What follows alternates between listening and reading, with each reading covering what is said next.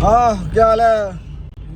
ठीक है। Hello guys, क्या हाल है? मुबारक सबको। जुम्मा मुबारक सबको। तुम्हारा की हिंदी बोल सकता है? नहीं बोलता है, नहीं बोलता है। थोड़ा थोड़ा मालूम है। आज खाना खाया? मेरा बांगल है, मेरा नहीं हिंदी बोलता है। खाना खाना खाया है आज?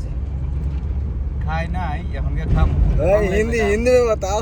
हिंदी मेरा नहीं खाना खाइए मेरा तो पूरा खाना खाइए। अच्छा, आज ड्यूटी है तुम्हारा? आज शुक्रवार है, मेरा नहीं ड्यूटी जाता है, मेरा नामाज पढ़ता है। अच्छा। हाँ? मियाँ हिंदी सही है रे? हाँ? है हिंदी एक नंबर का हिंदी है। 15-20 दिन में सीख जाएंगे पूरी। सीख जाएंगे हाँ? थोड़ी थोड़ी मालूम होगा।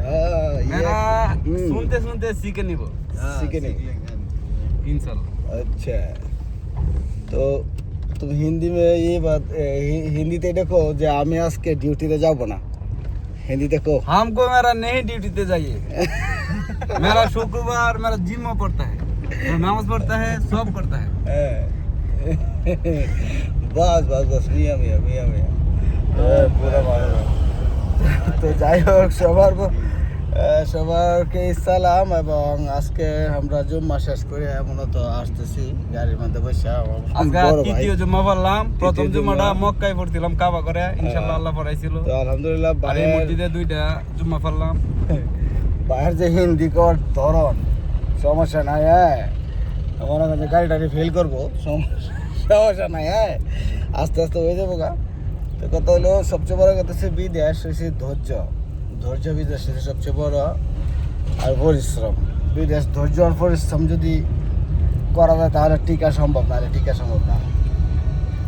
তো আলহামদুলিল্লাহ আমরা বড় ভাই আইসে, তার ভাগ্যটা ভালো। আবার 16 দিন হয়েছে আইসে, 3টে জমা করেছে। হ্যাঁ 3 জমা সৌদি আরব হয়েছে। আর প্রথমেই আল্লাহ রহমতে মক্কায়, হ্যাঁ প্রথমেই মক্কায় ইতি সহ আলহামদুলিল্লাহ কপালটা আবার ভালোই।